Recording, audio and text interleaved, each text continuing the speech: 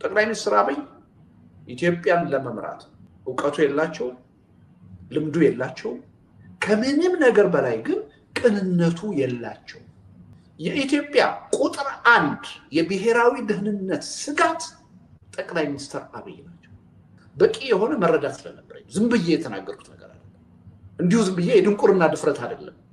ያሳየሁት በተጨባጭ እየታየ ያለው ይሄ ነው ሶስተኛ ጠቅላይ ሚኒስትር አብይ በስልጣን ላይ እስካሉ ድረስ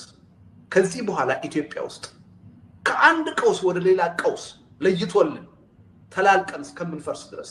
መጓዝ እንጂ በምንም ተአምር የሚፈታ ችግር የለም ተስፋችሁን ቁረጡ ደግሜ ደጋግሜ ተናገርኩ አሁን የወጣ ያልከውንም ህግ እኔ ምንም አላስደነቀኝ እዚህ ቀደምም ስንለው እንደነበረው አብይ ከመጀመሪያው ጀምሮ በዲሞክራሲ እንደማያምን አምባገነን እንደሆነ በመቀጣጫ እንደሚያምን ህዝቡ እንዲያውቅለት ነው የሚፈልገው የተቸገረው እኛ አራውቅለት ብለን እኛ አዚፍ በዲሞክራሲ ሀገሪቱን መግዛት ማስተዳደር እንደሚፈልግ አድርገን ያሰብን ነው የተቸገረው እኔ መገዛችሁ በጉልበት ነው በኃይል ነው ይሄን እወቁት